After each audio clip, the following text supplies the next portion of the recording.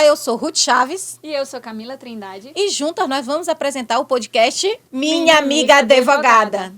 O quadro do podcast de hoje é Inventário Já, com o tema O que eu preciso saber para resolver o meu inventário. O podcast Minha Amiga Advogada faz parte do projeto Ruth Chaves Advocacia. E este é um importante momento de esclarecimento jurídico em direito imobiliário, direito de família e sucessões, com ênfase em inventário. Sim, aqui no podcast nós trazemos temas de diversas naturezas, assim, questões documentais, questões práticas do dia a dia, e hoje nós temos um tema super especial. Uma pessoa também que conhece todos os lados da moeda, né, doutora Camila? É verdade. Fiquem aí ligados que vocês vão já saber, porque ela já foi cliente de serventia, ela já foi tabeliã, agora ela está aqui no Minha Amiga Advogada, e logo, logo vocês saberão quem é. Mas antes, doutora Ruth, vamos lembrar nossa audiência dos quadros do nosso podcast? Sim, nós temos 3 magníficos quadros, né, doutora Camila? Sim, o primeiro é Casados e Já Separados, onde nós tratamos sobre diversos temas relacionados ao direito de família, como pensão alimentícia, guarda, divórcio. E o quadro Inventário Já, onde nós discutimos assuntos relacionados aos direitos sucessórios, hoje em especial a questões de inventário. Né? Tem muitas dicas legais, muitas coisas novas que vai poder ouvir a nossa convidada especial que tem o domínio dessa situação, já vivenciou também de diversas formas. É verdade. E o último quadro, que é Este Imóvel é Meu no Papel, onde nós tratamos sobre os temas relacionados ao direito imobiliário, como uso capião, due diligence, adjudicação compulsória e outros temas da área. E agora, doutora Camila, vamos dar as boas-vindas à nossa convidada especial. Ela que agora está aqui no Pará, né? Veio lá do estado da Bahia, já foi do Tribunal de Justiça do Estado do Pará, ou seja, já esteve na corregedoria por muito tempo, por anos aí, e tem muito a contribuir conosco aqui hoje no podcast. Então, seja muito bem-vinda, doutora Jane Alcântara. Olá, meu nome é Jane Alcântara. Como as doutoras Camila Trindade e Ruth Chaves já disseram, adoro direito notarial e registral e tive a oportunidade de conhecê-lo sob vários aspectos. Primeiro, que eu trabalhei no órgão fiscalizador dos cartórios, né, no Tribunal de Justiça do Estado do Pará, sou paraense e trabalhei por muitos anos na corregedoria. A época era dividida, né, corregedoria do interior, corregedoria da região metropolitana, eu trabalhava na corregedoria do interior, um biênio na presidência, e sempre me interessei pela parte dos cartórios. E comecei a estudar, né, acabei iniciando essa vida de concurso público de cartório, passei nos estados da Bahia e do Pará, assumi na Bahia, né, exerci lá o tabelionato e registro por mais de 6 anos, e por motivos de sou apapaizada, estou retornando a Belém, agora como advogada da área notarial e registral. Doutora Jane, querida, então vamos iniciar aqui nossas perguntas do podcast. E a nossa primeira pergunta hoje é sobre a desburocratização dos processos de inventário, lá com a Lei 11.441, que retirou do judiciário para a via extrajudicial os processos de inventário. Então, na sua opinião, o que isso facilitou na vida das pessoas? Tudo. Né? Essa lei que você mencionou, a 11.441, ela é um marco da desjudicialização no Brasil. Ela, na vida do jurisdicionado, ela é um antes e um depois. Essa lei, ela alterou o Código de Processo Civil vigente à época, no sentido de possibilitar, né, obedecidos os requisitos, né, não havendo menor de idade ou incapaz, sendo consensual e outros requisitos previstos em lei e outros regulamentos, que as partes realizassem os atos de inventário, divórcio, separação, compartilha ou adjudicação com bens ou sem bens pela via administrativa, né? A lei usa esse termo de via administrativa para possibilitar aos cartórios. E o novo Código de Processo Civil manteve essas alterações. De lá para cá, né? Até porque a desjudicialização ela não tem mais volta, ela é um fenômeno, avanço. Ela é uma realidade.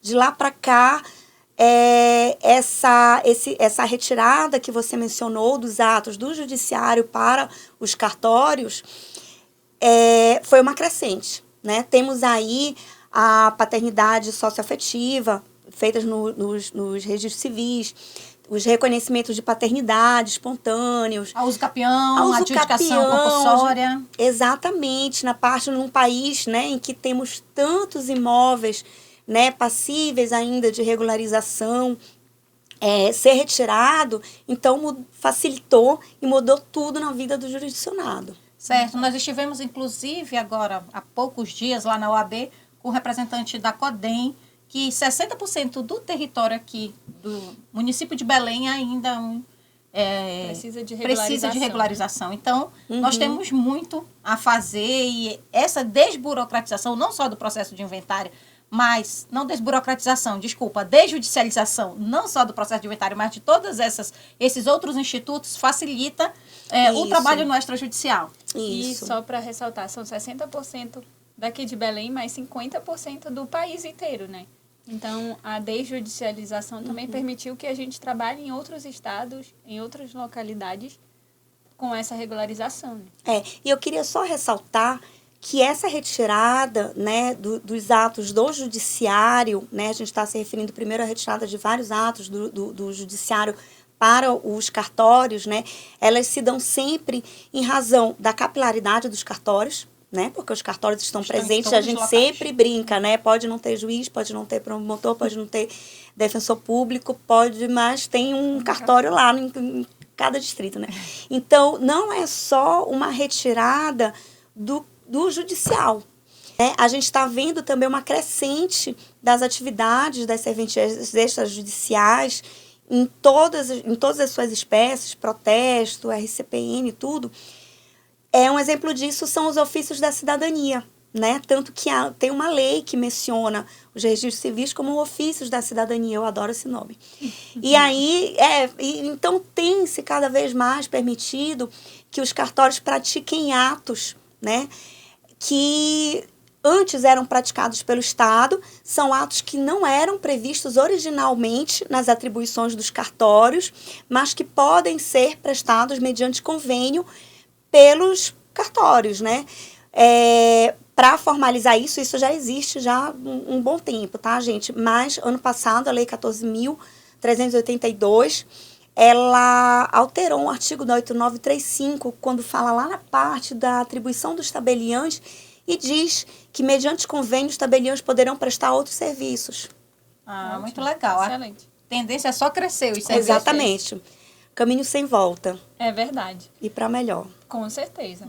Doutora Jane, a senhora pode nos falar, assim, especificamente sobre o inventário, de como é o procedimento da venda do imóvel dentro desse processo? Como isso é feito, em que momento é possível e de quem é a obrigatoriedade por pagar o tributo? Bem, vamos lá.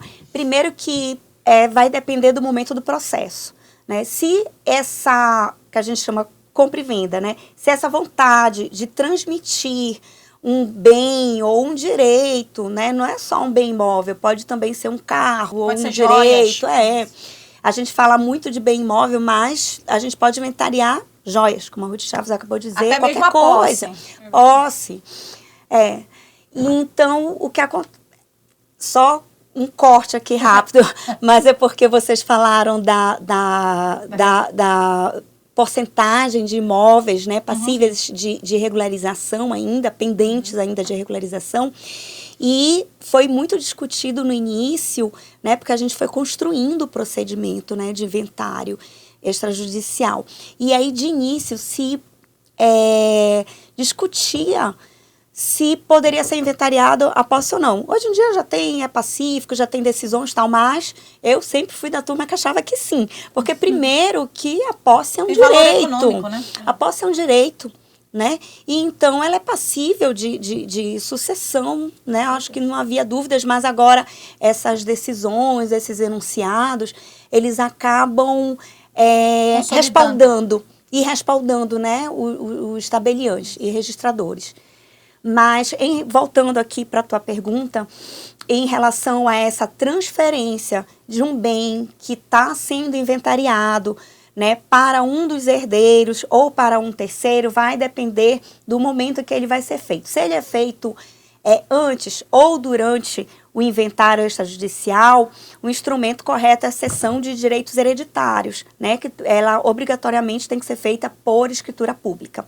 Se for após a partilha, que é quando há vários herdeiros, ou a adjudicação, que é quando fica só com uma pessoa, aí vai ser um ato de alienação autônomo, né? Passível também de registro autônomo, depois do registro da escritura pública de partilha ou adjudicação. E aí, dependendo da transação, da natureza, da vontade das partes, né? O instrumento a ser formalizado pode ser uma doação, uma compra e venda, uma permuta e por aí vai. Em relação aos tributos, né, o tributo que incide sobre a sucessão ao imposto sobre transmissão causa-mortes, né, devido à fazenda estadual, e que incide sobre a transferência, né, essa transferência do falecido para os herdeiros, né? Só que é muito comum, a gente sabe, que os herdeiros queiram, às vezes, né, se desfazer desses bens, né? Então, se houver no curso do inventário alguma cessão de direitos hereditários, sobre essa cessão, ela vai incidir o ITBI, tá? Já é também pacífico isso, Cada fato que incide, gerador tem um tributo. Exatamente, vai incidir ITBI. E se depois da partilha houver uma outra, vai também incidir o intervivos, ou se for uma doação, e por aí vai. Vai depender do fato gerador, como a Ruth Chaves aqui falou. Doutora, aproveitando aí o seu gancho, vamos falar sobre renúncia e sobre cessão de direitos, que eu acho assim que dentro de um processo de inventário é importante que a nossa audiência saiba fazer essa diferença. É importante tanto o advogado quanto as próprias pessoas que são os herdeiros, que são meieiro, saber a diferença desses institutos e como aplicar ele na forma prática, né, do inventário.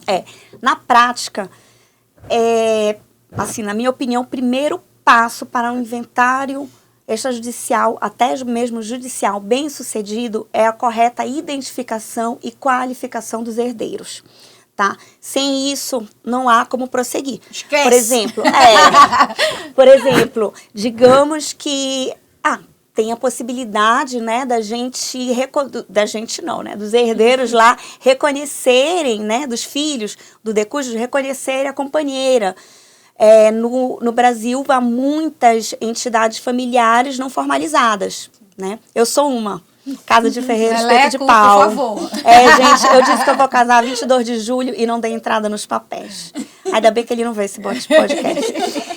Então acontece muito. Como tabelião, eu fiz muito isso, de chamar os herdeiros e eles reconheciam, tal.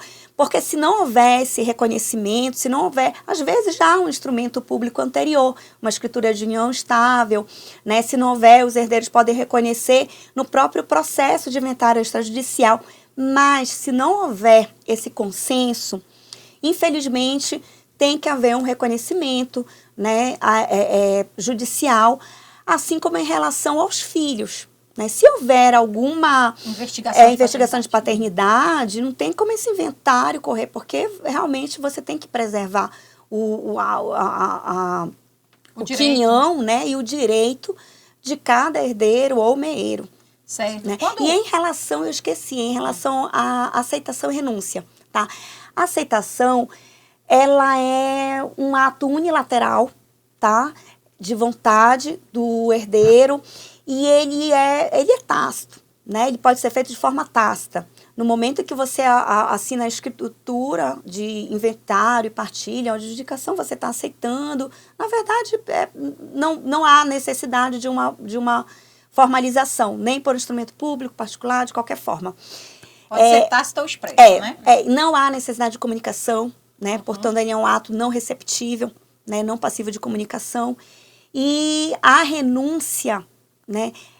Ela também é um ato unilateral, tá? Ela também não pode, esqueci de falar em relação à aceitação, ela não pode ser parcial. Eu não posso nem aceitar, nem renunciar uma parte do meu quinhão. Ou eu aceito tudo, ou eu renuncio tudo, tá? Então, elas são iguais nisso. Diferença. A renúncia, né, que é eu dizer, não quero fazer parte deste inventário, deste procedimento, não quero herdar, ela, por lei, ela tem que ser realizada mediante instrumento público. E aí, a gente tem que diferenciar a renúncia da cessão. Então, feita essa diferença entre o Instituto da Aceitação e da Renúncia, vamos agora à diferença da renúncia para a cessão, que muita gente ainda confunde, né? Diferente da cessão, na renúncia, assim como na aceitação, ou eu aceito tudo ou eu renuncio tudo. E quando eu renuncio, eu não posso direcionar a um dos outros herdeiros, né? E não posso abrir mão de apenas uma parte. Então, quando eu renuncio, por exemplo, tenho 5 herdeiros. Quando um renuncia, é como se só houvesse 4 herdeiros, tá? A cessão de direitos hereditários, ela é diferente, que é como se fosse uma compra e venda antes ou no curso do inventário, tá? Ela é diferente, porque na cessão de direitos hereditários, na renúncia não vai incidir ITBI, nem ITD, tá? E ela é considerada um ato sem valor econômico. Agora, para fins de emolumentos, recolhimento de emolumentos. Agora, para a cessão de direitos hereditários, eu posso direcionar. Somos aqui 3 irmãos, eu quero direcionar para Camila, porque eu gosto mais dela. Não fico com ciúme, Charles. Eu gosto mais da Camila, eu quero direcionar, né? E aí eu vou ver, por exemplo, Camila, eu gosto muito de ti, então vou te direcionar a título gratuito. Vai ser uma sessão a título não oneroso, né? A título gratuito, não vai incidir o ITBI, vai incidir o ITD. TCD.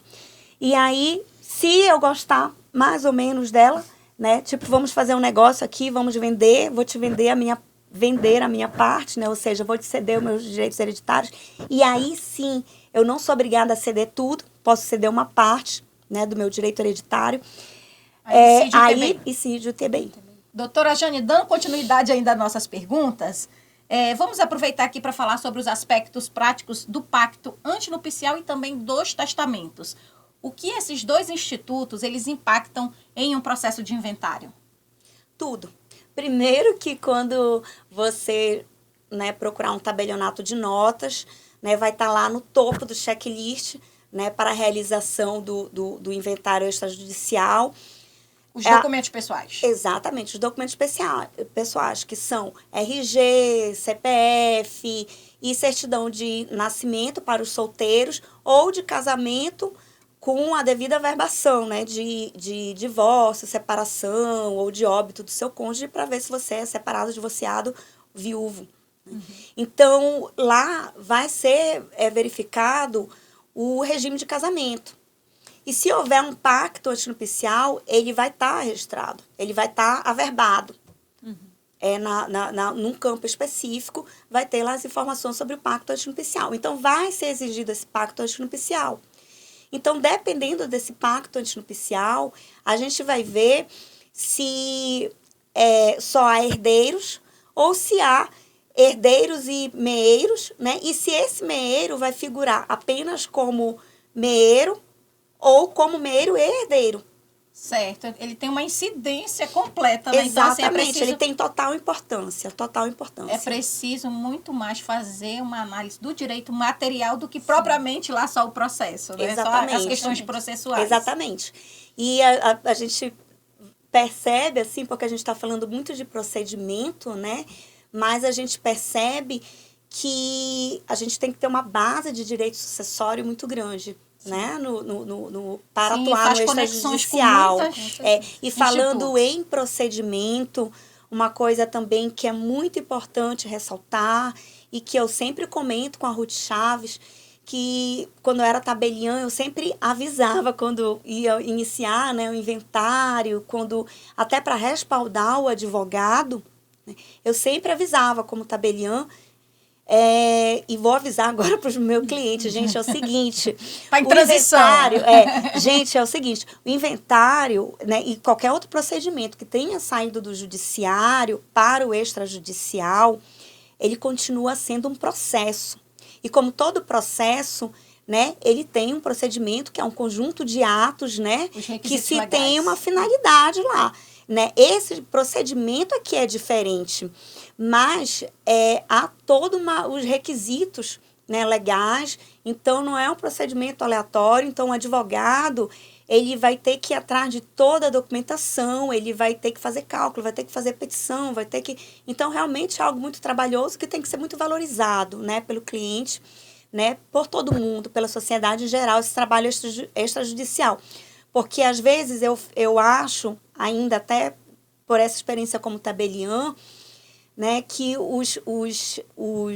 as pessoas, alguns clientes, não todos, né, tem essa visão, foi no cartório, foi rápido, tal, então, gente, demandou muito o advogado, demandou muito conhecimento, né, demandou muito tempo e muitas diligências, né, e outra coisa é em relação à cobrança de emolumentos. Eu queria registrar que os custos, apesar do inventário extrajudicial ser muito menos oneroso, para as partes e para o erário público, ele, além do recolhimento dos tributos, né, dos honorários dos advogados, estou agora ligada para os advogados, né, os emolumentos, que são o valor devido, né, aos tabelionatos, né, daí se retira uma taxa de fiscalização para o tribunal, fiscalizador e tal, eles também são fixados por lei. Existe uma lei geral, né, que é a Lei 10.169, de 2000, que regulamenta o parágrafo 2º do artigo 236 da Constituição Federal, traduzindo, estabeleceu normas gerais para a fixação dos emolumentos. A partir daí, cada estado fez a sua lei. O estado do Pará tem uma lei estadual que fixa os emolumentos e que permite que anualmente seja atualizada a tabela. Certo. Doutora Jane, é possível ter uma nota de exigência de títulos judiciais? E quando isso é possível? Doutora Camila, a senhora está me provocando. Porque temos aquele ditado, né? Que eu vim do judiciário, eu digo que eu sou mais do judiciário do que tabelião, porque eu fiquei muito mais tempo, né? Eu fiquei o dobro de tempo no judiciário, é o dobro do tempo em que eu atuei como tabelião. Então, a gente tem todo o respeito, né, aos magistrados e ordem judicial, como todo advogado aprende, é para se cumprir, não é para se discutir, é para se cumprir, né, e quem não quiser que recorra. Mas o que acontece foi até um gancho muito importante, como esse procedimento, né, assim como os outros procedimentos extrajudiciais, eles exigem vários requisitos legais, eles são pautados em leis, né? É possível que venha uma sentença, um formal de partilha, que falte alguns elementos. Acontece. Né? Assim como eu, como tabeliã, pratiquei atos em que foram passíveis de retificação, aditamento, é normal, é o erro do ofício. Né? Então, pode acontecer. Né? Então, se o tabelião ou oficial, ele tem sim que fazer a qualificação. Não só naquilo que chega do privado, ele faz a qualificação. Se ele entender que falta algum elemento, até para que ele possa cumprir a vontade do juiz, ele pode sim fazer um requerimento para o juiz para que seja aditado ou retificado a ordem judicial. Lembrando, né, que havia uma discussão e que agora já há um enunciado da primeira jornada de direito notarial registral realizada ano passado pelo Conselho da Justiça Federal, já há um enunciado no sentido de que a sentença e o formal de partilha também, né, com aqueles requisitos, sendo consensual, não havendo incapaz e tal, elas podem ser retificadas e aditadas mediante escritura pública. Sim, isso melhorou bastante, né? Vai desburocratizar, ou desjudicializar. Mais ainda. Bom, pessoal, chegamos ao final, né, de mais um episódio do podcast Minha Amiga Advogada. Hoje foi o episódio do meu coração, todo mundo sabe. E assim, agradeço, doutora Jane, a senhora que disponibilizou do seu tempo para estar aqui conosco. Foi excelente. Né, doutora Camila? Colocamos os nossos microfones, nossas câmeras aí à disposição da senhora para que a senhora se despeça da nossa audiência. Eu não queria me despedir, mas... Ela já vai fazer parte, tá? Eu não queria me despedir, né? Eu queria ser uma amiga advogada. Já é minha amiga advogada. Mas muito, muito obrigada, Camila Trindade, muito obrigada, Ruth Chaves. Obrigada pelo convite, pela oportunidade, né? Eu sigo aqui aplicando e estudando direito, né? Que é a nossa paixão em comum. E agora como colega de vocês. Minha amiga advogada. Agora eu sou literalmente uma amiga advogada, né? Eu estou no WFK Advogados, que está abrindo agora... É um escritório já muito tradicional, né, na área trabalhista, na área sindical, um defensor dos direitos humanos, e que agora está abrindo essa... Eu acho que não se fala mais carteira, que eu acho bem velho isso, né? Mas essa área, né, vai explorar essa área de direito notarial registral, vai oferecer para a sua clientela, né, aqui em Marabá, e aí sob a minha responsabilidade. Ótimo, doutora Jane, poder contar com a senhora, né, com toda essa sabedoria, isso nos auxilia e a gente, assim, fica até mais confortável, né, Camila? Com certeza. Não, dizendo, eu sigo, eu até quero encerrar com isso, gente, porque eu sigo lá na Bahia, eu sempre dizia o seguinte, gente, eu sou da terra do Zeno, né, então eu acho assim que o Zeno Veloso, ele era não só uma referência de direito notarial e registral, né, ele é o nosso muso master, com certeza, mas ele também é um exemplo de humildade, né? Ele tem aquelas frases famosas dele, né? Aquela que todo mundo citou quando ele faleceu, né? Que eu sou o notário que se tornou jurista por causa do notariado, né? E eu acho que todos nós somos um pouquinho isso. E ele também, eu acho que foi a última homenagem que ele recebeu, ele fez uma piada, ele fez até um joguinho de palavras que eu não sei repetir agora, porque só o Zeno sabia, gente. Mas nós vamos colocar na descrição do eu vídeo. Não chego nem no tornozelozinho do Zeno, mas ele dizia o seguinte, que o sabido era algo assim, que o sabido que pensa que sabe, ele não é nada sabido, né? Que ele não... Enfim, estamos todos aprendendo, eu ainda estou aprendendo, né? Espero aprender mais ainda aqui com vocês. Com certeza. Obrigada. Foi excelente. Muito obrigada pela presença no podcast. E lembrando sempre da necessidade de você consultar um advogado antes de iniciar todas essas tratativas. De qualquer procedimento jurídico, né? Isso facilita, isso economiza tempo e economiza dinheiro também. Às vezes, muito dinheiro. Certo. Doutora Camila, mas nós temos algumas ainda... Aliás, alguns avisos. Doutora Camila, nós ainda temos alguns avisos, né, querida? É verdade. Então, vamos ao primeiro, que é o 17º Congresso Notarial e Registral do Pará, que vai ser realizado pela Noreg nos dias 21 e 22 de agosto, na Estação das Docas, e vai trazer muitos palestrantes renomados do Brasil. Certo. Além desse, eu gostaria que a doutora Jane pudesse falar do Registrando com Alberto Gentil aqui no estado do Pará, porque ela também é uma das realizadoras, né, doutora? Como é que vai ser esse nosso evento? Diga aí. Sim, é VIP. É VIP, o negócio é VIP. Vamos viver essa experiência com Alberto Gentil. VIP. Isso, dia 23 de agosto, vamos trazer o doutor Alberto Gentil, que é juiz de direito, professor e autor de vários livros, obras importantes da área notarial e registral, né? Ele estará aqui conosco para um evento VIP. Do Extrajude Curso, da doutora Luísa Chaves. Pelo Extrajude Cursos, né? Da doutora Luísa Chaves, com a doutora Marina, né? A doutora Luísa Chaves é diretora da Noreg e sócia do Extrajude Cursos. E tabeliã. Também ela é um monte aqui de no coisa. estado do Pará. Ela é tabeliã em um monte de coisa. Nossa amiga, assim.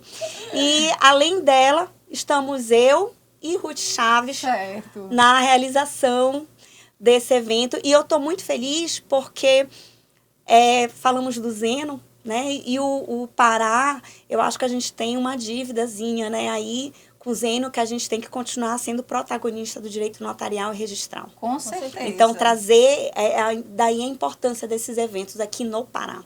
E agora, nesse segundo semestre, nós estamos assim com muitos eventos legais aqui no estado do Pará. Teremos em novembro, nos dias 17 e 18, o planejamento sucessório com Conrado Paulino, né, que é um advogado famosíssimo, aí, escritor de várias obras, e também o professor Cristiano Chaves. Eles estarão aqui em Belém do Pará. Eu já fiz minha inscrição, acredito ter sido a primeira. Cristiano Chaves, baiano, hein? Com certeza. Ótimo, ele é membro do Ministério Público, inclusive. Então, ele estará aqui, vai ser um evento muito legal, assim, que vai tratar sobre o planejamento sucessório, é uma das temáticas que a gente tem trabalhado. Depois da pandemia, vem crescendo esse assunto. Então, assim, acho que Belém está muito bem servida nesse segundo semestre de eventos certeza. dessa natureza. Ah, legal. Tem que Não participar sabia, de mas todos. já vou me inscrever. Eu ainda vou me inscrever também. Então, obrigada por estarem conosco em mais esse episódio. Informo que as nossas conexões, elas continuam nas nossas redes sociais, todas na descrição desse vídeo. E nos vemos no próximo vídeo. Tchau!